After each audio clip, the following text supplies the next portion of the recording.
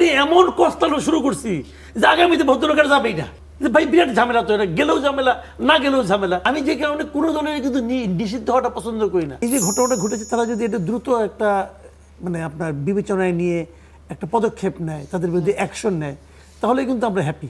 এবং আমি মনে করি এটা বিএনপি নেওয়া উচিত, এবং এমনকি আমি মনে করি ইমিডিয়েট নেওয়া উচিত। এটা নিলে কি হবে, বাকি জায়গাগুলোতে একটা মেসেজ চলে যাবে। যদি তারা না নেয় তাহলে আমরা এই সন্দেহটা করতেই পারবো যে তারা কিন্তু আগের যে সরকার ছিল, যে সরকার আমরা খুব সমালোচনা করি, যে সরকারকে আমরা দেশ থেকে তাড়িয়েছি বলে দাবি করি, তাদের মতোই কিন্তু অনুসরণ করি। এটা কিন্তু আগের স্টাইল, পুরানা স্টাইল কিন্তু। এবং এই স্টাইলটা বাড়তে বাড়তে এমন একটাই গিয়েছিল যে বিরোধী দল তো দূরের কথা, নিজের দলেরই মানে বিদ্রোহীরা যায় না হাউকো লাগাই দিত। তো এটা ঠিক না, এটা খুবই অন্যায়। কারণ তারেক রহমান সাহেব কিন্তু কথা বলেছেন যে যারা আমাকে ভোট দিয়েছেন, যারা আমাকে ভোট দেন নাই, যারা কাউকেই ভোট দেন নাই, এই সরকার তাদের সবার সরকার। তার মানে এখানে কিন্তু অনেকগুলো কথা, কাউকেই ভোট দেন নাই মানে কি, যারা ভোট দিতেই যান নাই ওনারা তাদেরও সরকার। তো এই যে এত বড় একটা ঔদার্য আমি মনে করবো, এটা আমি মনে করি উদারতা, এবং এটাই হওয়া উচিত। আমি সবসময় একটা কথা বলি জানেন, এই দেশের মধ্যে না একটা ঐক্য আনতে হবে ভাই। বিভক্তি দেওয়ার দেশ অগ্রসর করতে পারবেন না। তুমি ভালো না এইটা বইলা বইলা মানুষটাকে ভালো হওয়ার কোনো সুযোগই আপনারা দিচ্ছেন না।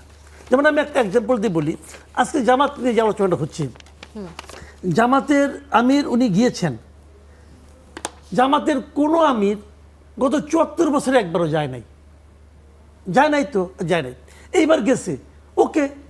এখন কেন আইলেন এটা নিয়ে যদি আপনি সারাদিন আলোচনা করেন।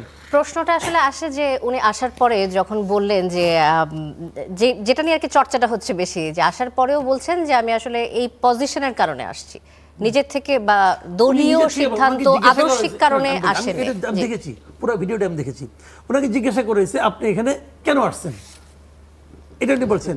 তো উনি বলছেন আমি বিরোধী দলের নেতা হিসেবে আসছি, আমার সঙ্গে যারা এমপি হয়েছে তারা আসছে, সবাই আসছে, আমরা ফুল।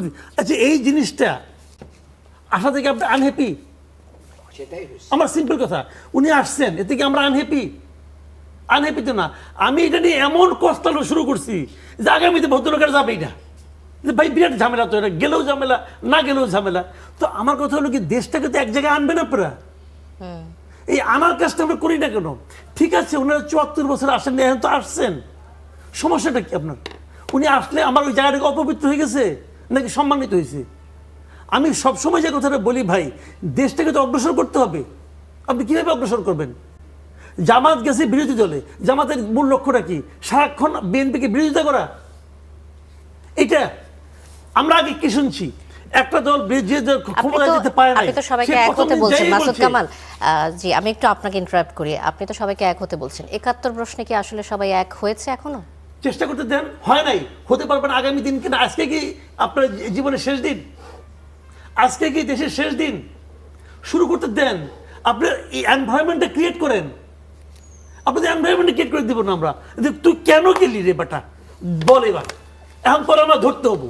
ভাই ভদ্রলোক গেছেন, তোকে তাকে আপনি অভিনন্দন জানান, তারা কেন গেলা বলো? স্মৃতিসৌধও যাবে।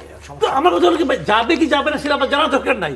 আমি সবাইকে চাই, আমি আমাদের জাতীয় যে গুরুত্বপূর্ণ জায়গাগুলো সেখানে সবাই সম্মান সহকারে যাবে, আমি এই জিনিসটা চাই।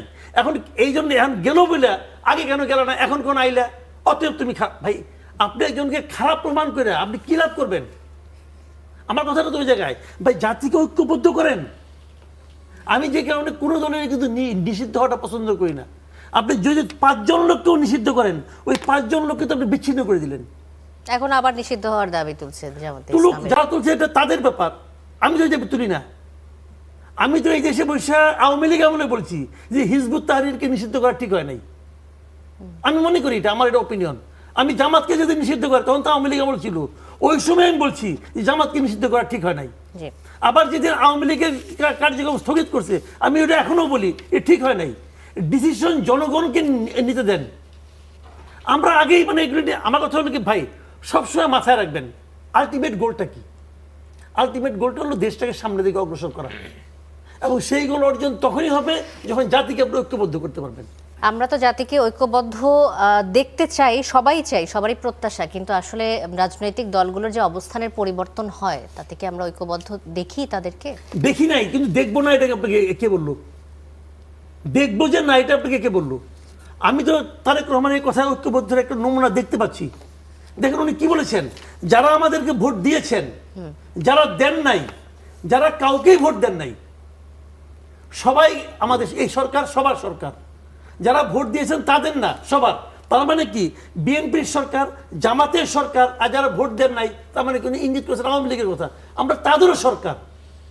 এটা এর চেয়ে বড় ঐক্যবদ্ধ আপনার ইঙ্গিত আর কোথায় খুঁজবেন? জি ভাই মাসুদ আমরা কামাল, দেখি না, আমরা চেষ্টা করে দেখি। আমার তো ভাই, আমি কিন্তু বিএনপি করি না, আমি জামাত করি না, কিন্তু কিন্তু আমি এই দেশের একজন নাগরিক হিসেবে মনে করি এটা ছাড়া বিকল্প নাই। আপনারা নিজেরা নীতির মানে মতভেদ থাকবেই, কোনোদিনও জামাতের সঙ্গে আওয়ামী লীগের নীতি এক হবে না।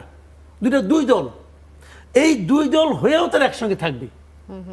ঘরের মধ্যে ভাই ভাই ঝগড়া হয় না, ভাই ভাই মতবিরোধ থাকে না, থাকে। এই জন্য কি আরেক ভাই ঘর থেকে